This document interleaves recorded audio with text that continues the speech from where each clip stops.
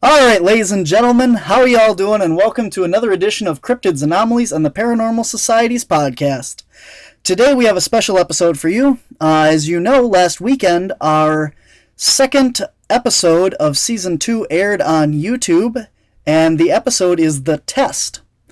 On the episode, we invited Derek and Fathom out on special blind tests to see if they could actually pick up on the spiritual or residual energy of certain locations without knowing what happened there. Basically, what we wanted to do is see if if Derek and Fathom could actually communicate with the other world. So today, we have two guests on our show. We have Ethan. Hey, how's it going? Welcome back, Ethan. How you doing? Oh, good. I'm just sitting here stripping some paint while we're talking. Is that like the opposite of watching paint dry?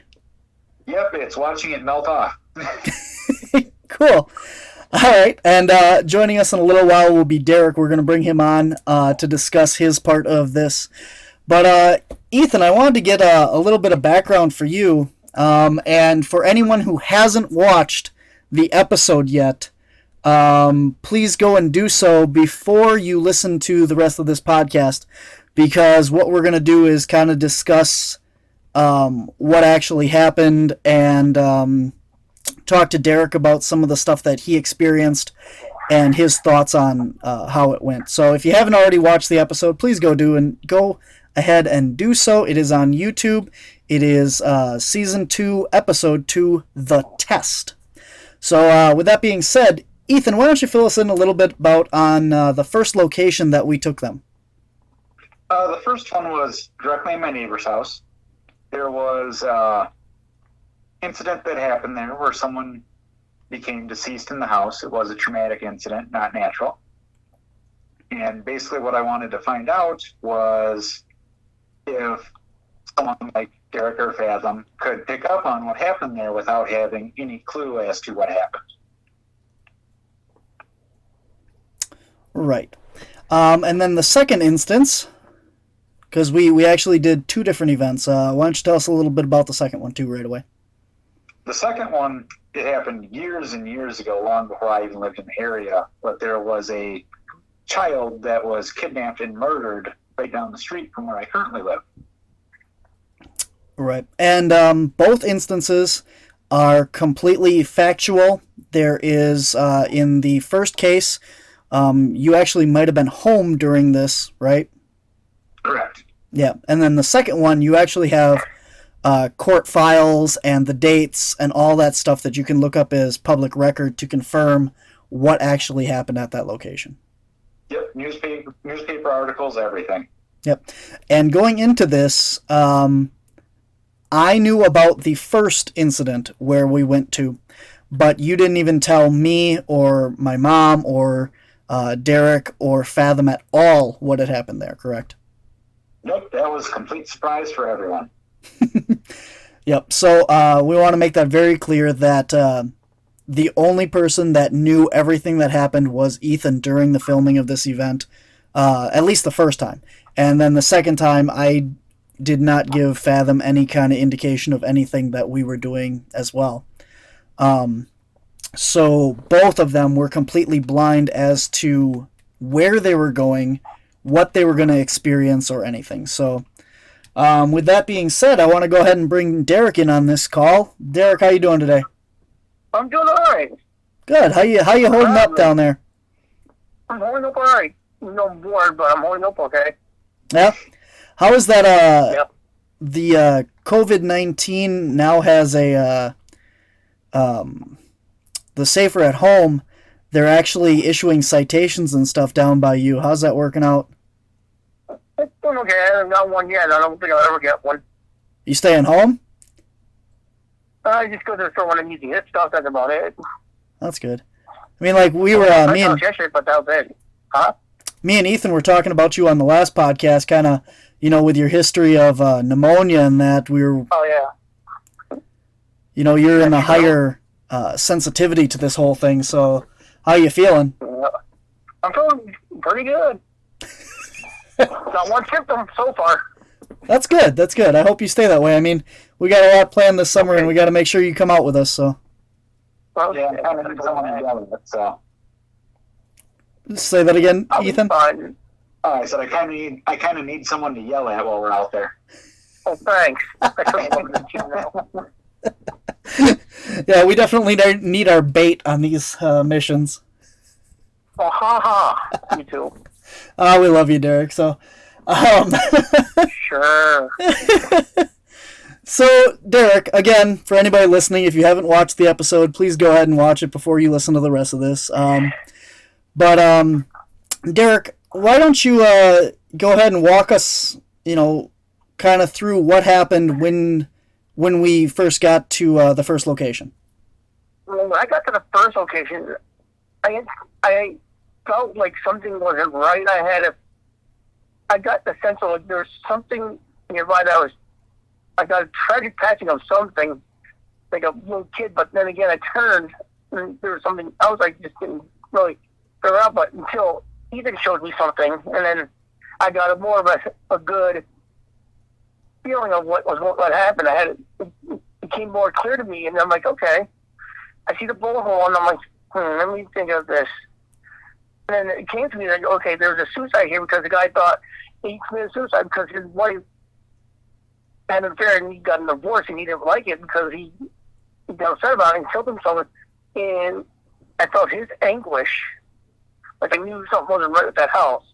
But then I also sensed a fire that there was a big space between Ethan's place and this place next door. Like I thought there was another trailer there, but we haven't got any information on that. But it was just that feeling. Something was there trying to get my attention enough to turn. It's like I never get like when I get my senses or I get these feelings of what's going on, something makes me turn to that direction to see what's going on. And I can communicate with this thing right from there. Okay, so it's just weird. So when you communicate with this, let's go into this a little bit deeper, because when you're there, you say that there was a traumatic incident that you feel, and you start going into like that the guy had a heart attack or something to do with the heart. Now that's really important, and on the episode we emphasize the fact that you actually say that because it's interesting because you point out that you're getting something to do with the heart attack, or and if you turned that around to the whole emotional side of it, that this guy was like heartbroken, so my question is, well, first of all, I mean, like you were on the right trail, I guess. But my question is, when you're communicating with these other entities and stuff, how are they communicating with you? They're telling me things that I need to know so I can figure out what happened, and they'll give me other things that they'll tell me about a certain person that they will let me to tell that person to be at ease, to let them know that they're okay and they were fine, and then they'll tell me if they have a memento for that person that they left them with. And I got plenty of stories to tell about this. Plenty. Well, let's stick with this one for now, though. But I know. I'm just saying. I'll use that for the future, but not right now. Right, we can come back to that. All right, but I get like they'll tell me something happened, and they'll just speak to me, and then that's what gets me to get these feelings, and I'll get these senses that just turn around and think, okay, wait, something happened here that I can see. It's almost like I can see like a projector in my mind, and I can go back in time and see this incident in my mind first, and I'll say what happened because I can see stuff in my mind being played like a projector, like a movie projector. I can see people's lives in front of me, like being played like a movie projector, in order to pick up what's going on. Okay. Which is interesting to me because I don't know how I can do this. I can't figure it out. Mm-hmm.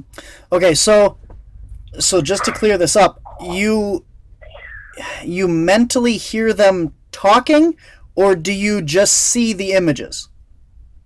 I see images and I can hear them talking all the time. They won't, like, shut up, in other words. You know, it's good stuff they're talking about, not just plain old BS. Okay, so It's just interesting. so walk us through a little bit about, so let's focus in on this whole heart thing. What was being communicated to you during that part of this? Well, the only thing the guy was telling me was, the deceased was, he was saying something about his heart, and then I could see him in my mind just crying because he was not, like, having this, because he didn't want the divorce. He loved his wife. He didn't want this to happen.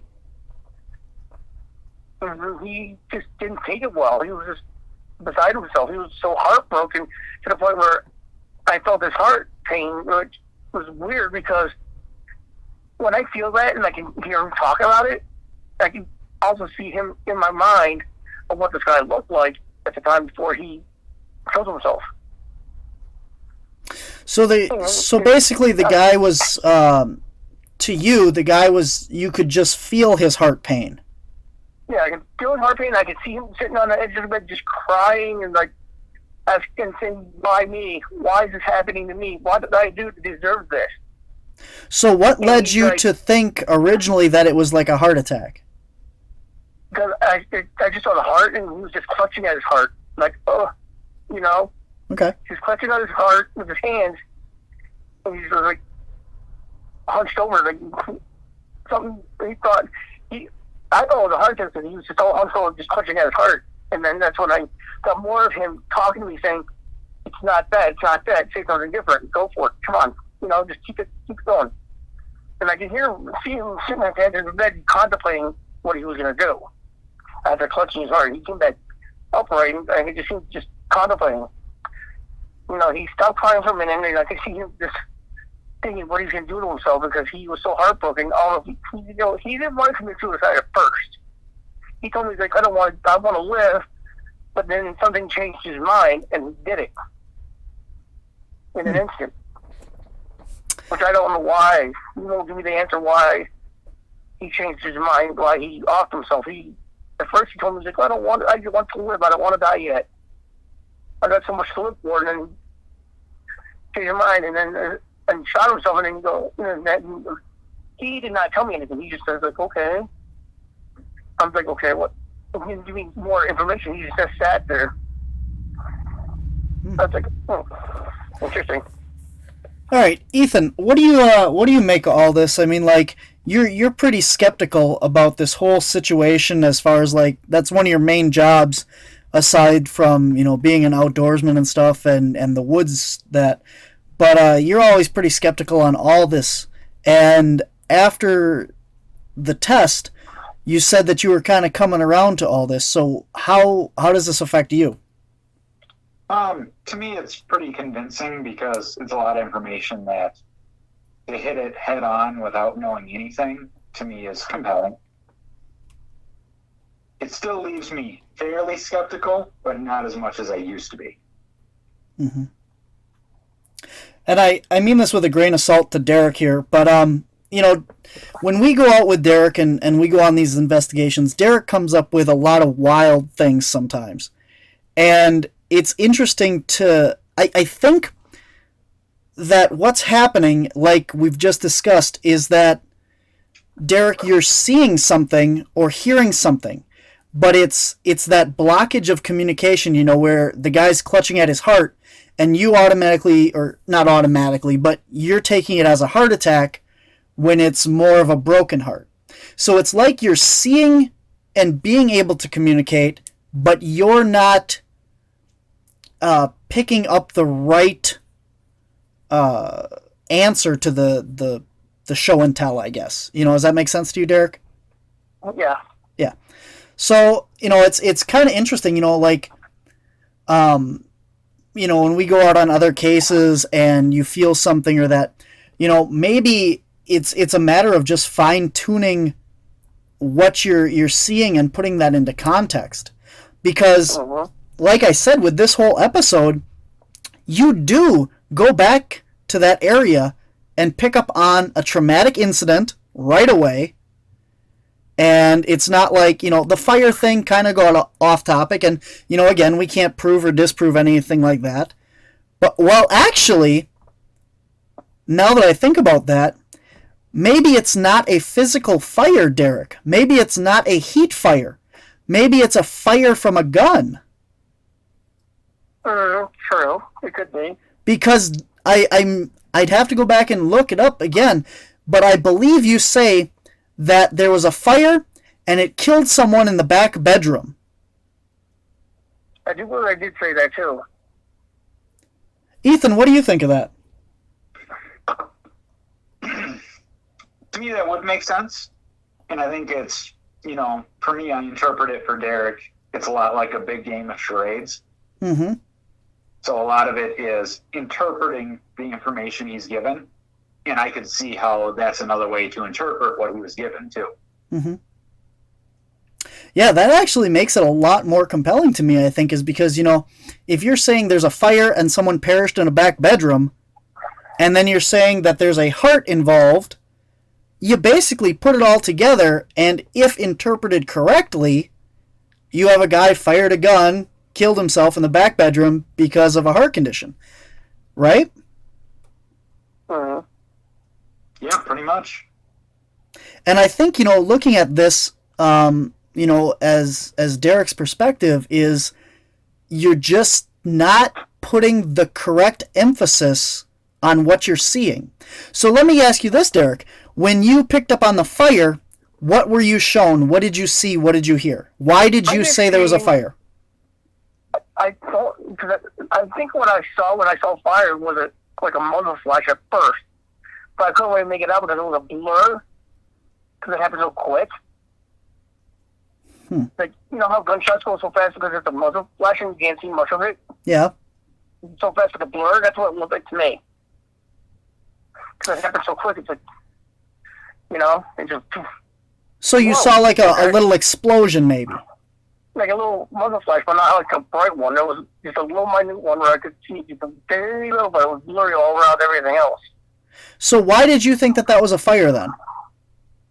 I don't know. It was that's the first thing I thought of when it came to me. Because it was just the way I felt it in that area. For some reason, I don't know why I thought there was a fire there. It just felt like it. It just felt like something else was there. And I didn't think of that house being the deal. Mm-hmm. And to be fair, the Walco did have him under a lot of pressure that night, too. Oh, yeah. Yeah. A lot of what? You were under pressure to perform. I don't understand why I said it. It just came to me. It's just like not just any word I picked out. It was just that certain word. That certain word, fire, came to me for some reason. I don't know why. And that's interesting. I mean, had an explanation, but I don't know. Say that again. I don't have an explanation why I said fire. It just came to me. It's not like I picked the word out of a bag and here you go. Mm-hmm. That was the very first word that came to my mind. Was that? I just don't understand why that came to me unless something from the other side said something to tell me that. I do not know. I wish I knew. Ethan, with that in mind, I mean, like, how does that change your opinion on this whole thing? It doesn't change my opinion much. It's just more understanding it. Mm-hmm. Because that a lot for me is I have to get to the point where I understand it. Mm-hmm. I think that's a lot for everybody, as far as, like, this is a lot to take in. I mean, I've seen Derek communicate and, hit things right on the head. And I've also seen him take a wild right and go off into no man's land on some of this stuff. And, it's just complete, lunacy, as far as some of the stuff that you say sometimes, Derek. And I mean that in not a bad way. But I think it has to do with just the way you interpret it, because if you look at this, looking back at the events of this thing, you have the fire you have the heart, and you have a tragedy, which you hit all three, and it's just a matter of putting that puzzle together the correct way, you know? Yeah, but the thing is, you gave me no information ahead of time. Neither did your mom. It was just me. Yeah. Which I can't figure out how I can do that. I still can't figure out my gift. I wish I knew. Mm-hmm. My gift, I can't explain. I wish I could, but I can't. It's not a magic trick. It's nothing like that. You people out there think there's a magic out there? Think again. It's not. And I don't try to be harsh on this podcast. I'm sorry if I am, but I'm just saying. Put myself out there. Yeah, a lot of people, I think that this stuff is, you know, scripted, or what we do is a show, and it's really not. I mean, when we go out somewhere, we're just letting the cameras roll, and what we get is what we get. We are not... Exactly. I agree. Yeah, we're not trying to say that, you know, that Derek's talking to ghosts or whatever. This is what happened. You know, we took him there to this location, and this is what he said. You know, is it... real time. Yeah, is it true? Is it, you know, did Derek actually talk about it? Maybe Derek looked up, you know, the GPS on his phone and figured it out. I don't know, you know, but I know, Ethan, maybe you can back this up. Nothing for your neighbor was ever publicized, was it? No, there wasn't even an obituary. Right. So for any skeptic out there that thinks that, you know, Derek Googled this or something while he was sitting in the car, or, you know, anything like that, there was no information to be had except for first-hand accounts. And I guess... Can I say something? Yeah, go ahead. When I do stuff like this, people, if you're listening, people that are listening, I don't know how to look at any obituaries. I don't know how to look at anything of the sort. No newspaper, nothing. It just comes to me. Mm-hmm. I don't do anything like that because I don't cheat. I don't look at stuff ahead of time and say, "Oh yeah, this such person died," and I have a name. And it's not like how I look at a person's name. You know, that's when I say this is your loved one's name. No, it just hits me, and I tell them who they are, who they're talking to, who they want to talk to, and what they told me. Yeah, I'll take it a step further. I mean, for anybody that actually is skeptical on this, I will upload and send you the full, like, 5 hours of video from this night. And, you know, if you want to see everything minute for minute that happened from the time that we pulled up, it's all on tape. I mean, there's nothing that's hidden. I mean, we obviously edit it to make, you know, a shorter episode and you know, put it in the best light possible. But, you know, we have nothing to hide. Any of our episodes, you can email us and we'll show you everything. It's not made up or nothing. But moving on here, Ethan, you want to remind us about the second location real quick? Yep, second one was down the road. What happened is one of the neighbors had kidnapped a younger child. I can't remember offhand. I think she was like 3 or 4. Mm-hmm. And took her into the woods and murdered her, basically. Mm-hmm. And, Derek, what happened when we took you there? Well, when we got there, I instantly heard, like, some kind of crying. It, like, made me turn because that whole area just gave me something, like, I didn't get a right good feeling at that place. It just gave me some kind of, like, awful feeling, like something awful happened. Like, it was like a big, like, weird feeling. It's like, okay, you know, like, I'm looking around, and I turned around, and I seen this hill, and I looked at it, and I stopped for a minute, and I'm like, there was a girl up here that died that I heard crying. I just heard crying, and I heard her crying, and I heard the word say, as she was crying to say the word, help me, and she was crying the whole time. And that's when I turned. And that's how, and I went back in time again to see this incident in my mind, and then that's when I heard her crying, and that's when I turned instantly to see if it was actually somebody physically in front of me, but it wasn't. It was just like something I heard, and that's what made me turn to that direction. Mm-hmm. And I don't know where I got the information from either. It just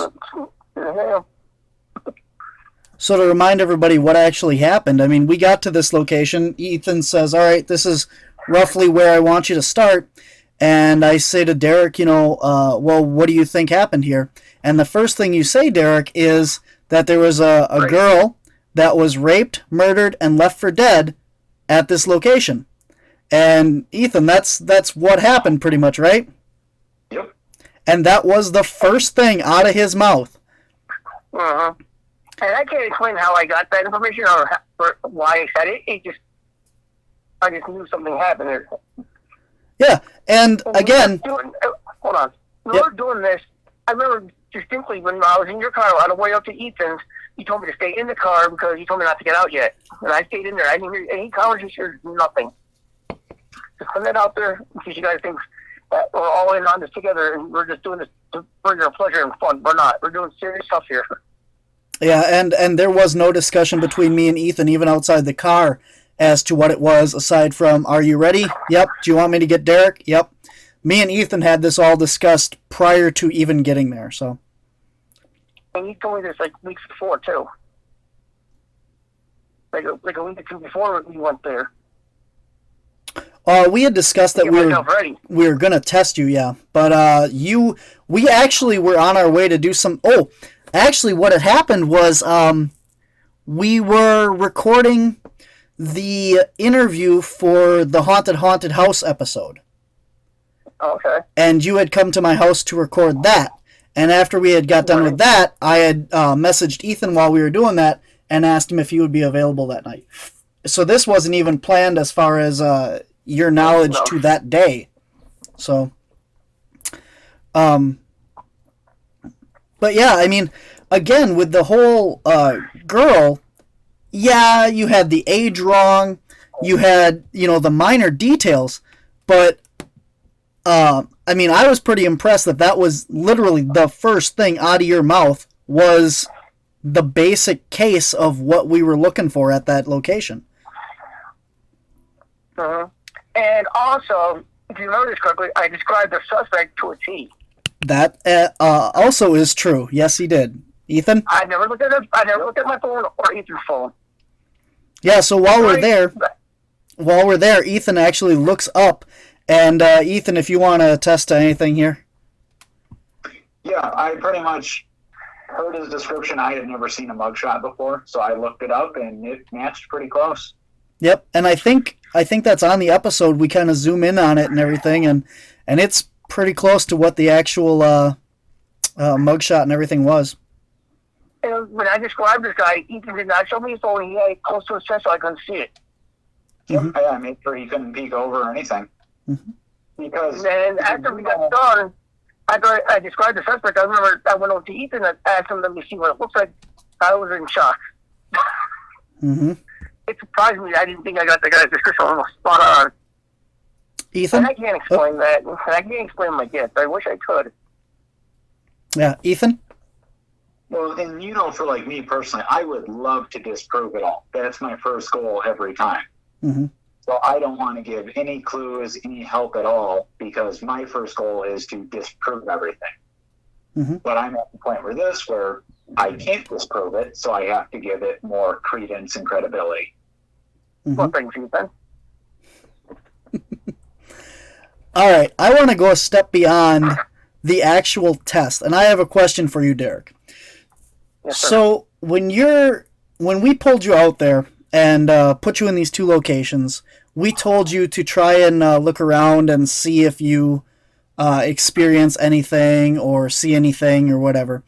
But when on a normal day, when you're out living your life, walking around the city and stuff, does this stuff just come up? Like when you're walking down the street and you walk past a house, do you hear someone talking to you or see things from people that lived there?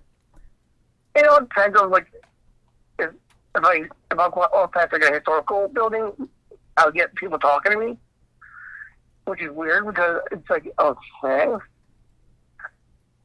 And I can see people too as I'm walking past historical buildings. We have a nunnery down here where I walk past once in a while. When I walk past once in a while, I'll happen to look up and I can see like spirits of nuns walking around, or I see a nun looking down, and I know that she's there looking over me, and I go, I can see you, sister, and I look up and I can see her clear as day, give me the time for and make sure I'm going on with my day.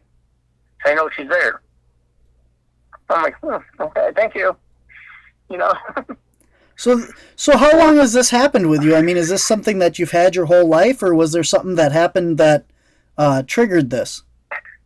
Well, I got to get pretty much when I was a little kid. I got a little backstory for this.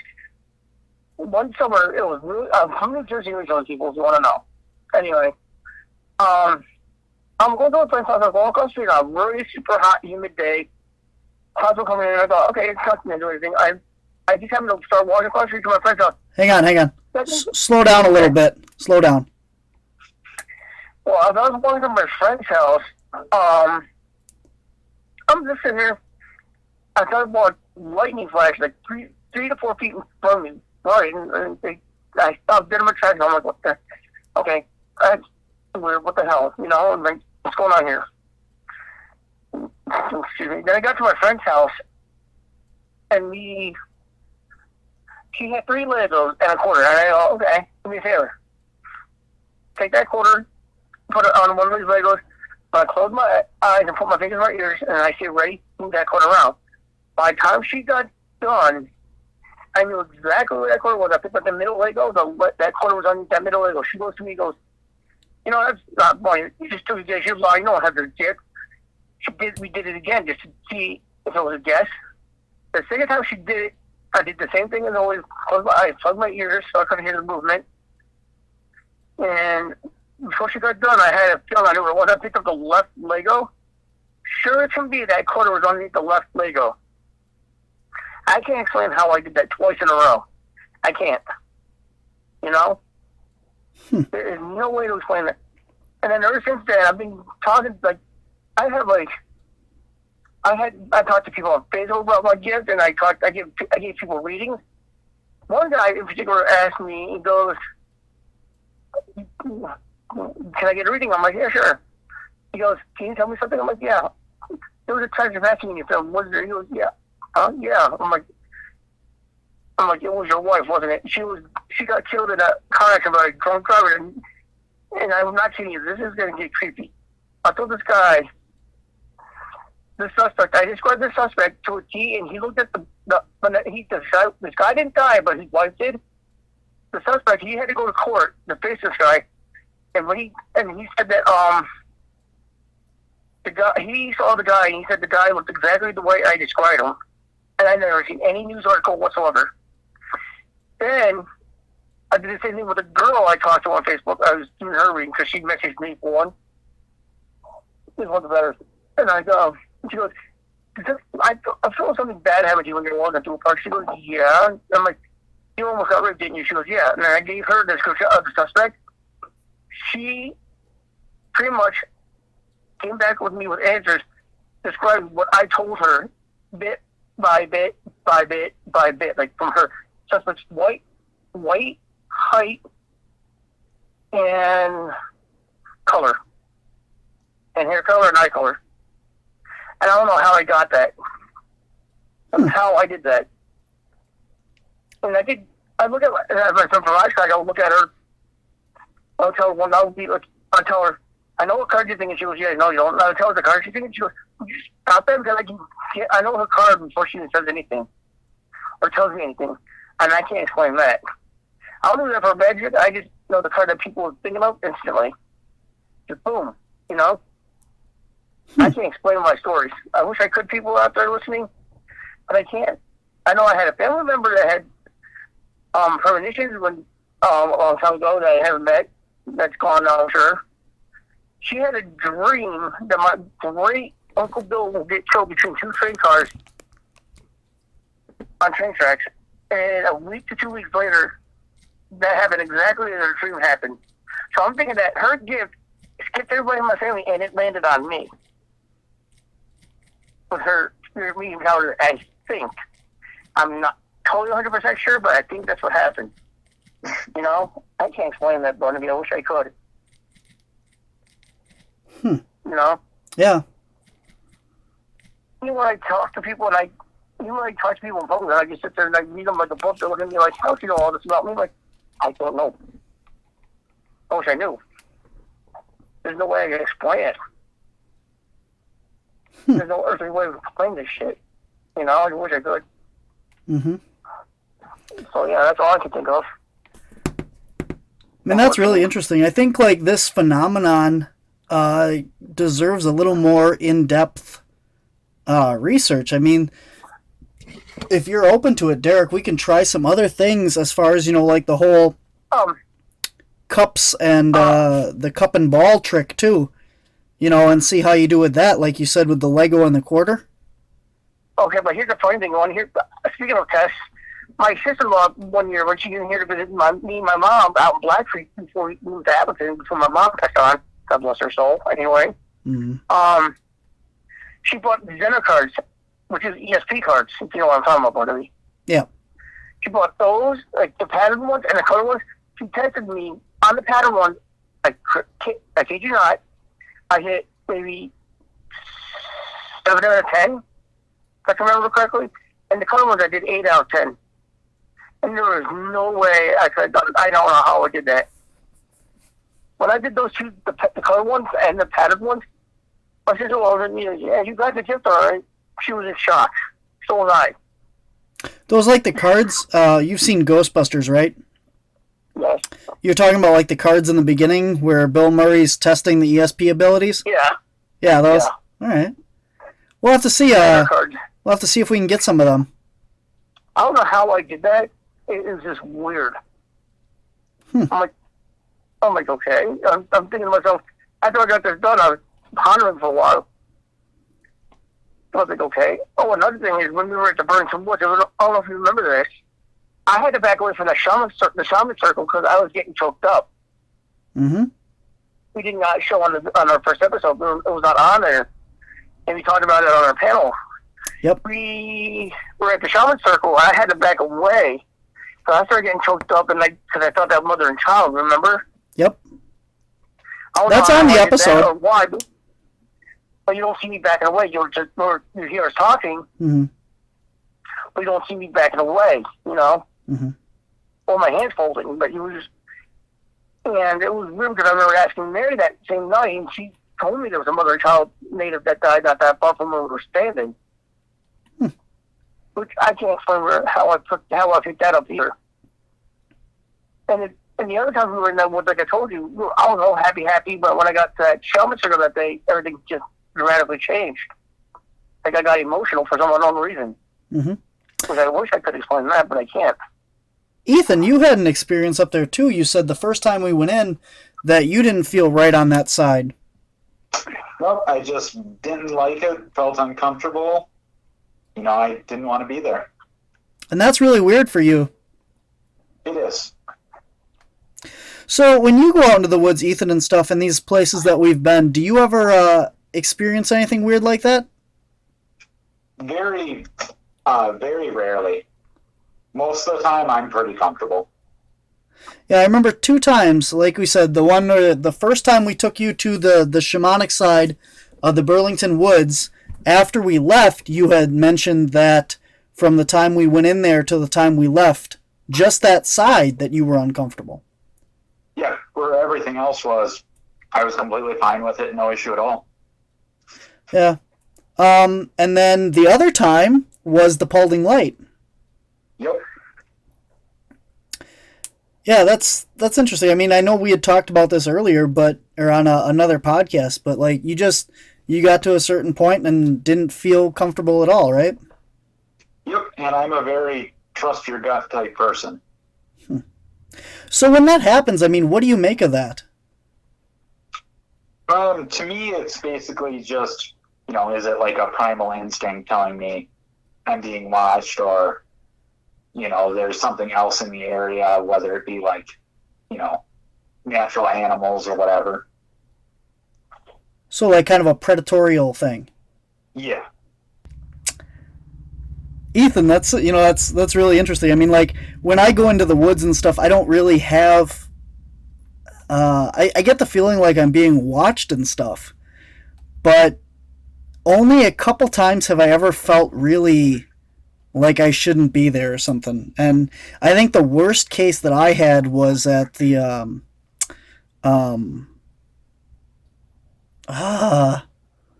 Boy Scout Lane. Okay, yeah, I wasn't there for that one. Yeah, I think that was probably the weirdest experience that I had, and it just didn't feel right for me, like I was being watched. But I still didn't feel like the need to like run or get out of there or anything. But Yep, and then for like me growing up, you know, my dad being the big hunter he is and everything, he was always big on teaching me, if you don't feel comfortable, leave.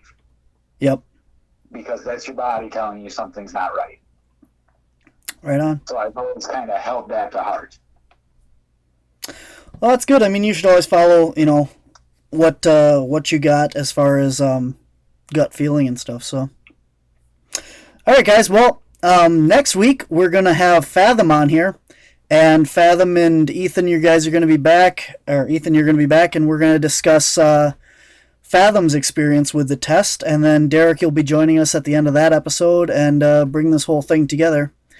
So until then, we want to thank you guys for listening to this episode of Cryptids, Anomalies, and the Paranormal Society. Until next time, I'm Barnaby. I'm Ethan. I'm Derek. And we'll see you next time. Thanks, guys. Bye. Thanks for listening to this week's podcast. To find out more about Cryptids, Anomalies, and the Paranormal Society, visit our website at wisconsincaps.com. That's Wisconsin, CAPS.com. There you can find links to our YouTube and Facebook pages. You can also submit your sightings and encounters. And don't forget to check out our online store for t-shirts, DVDs, and more. If you have had an encounter with something unexplained in or around Wisconsin, we would love to hear about it. You can send us an email at wisconsincaps@gmail.com, or to submit an anonymous report, visit our website and click Report Your Encounter on the main page.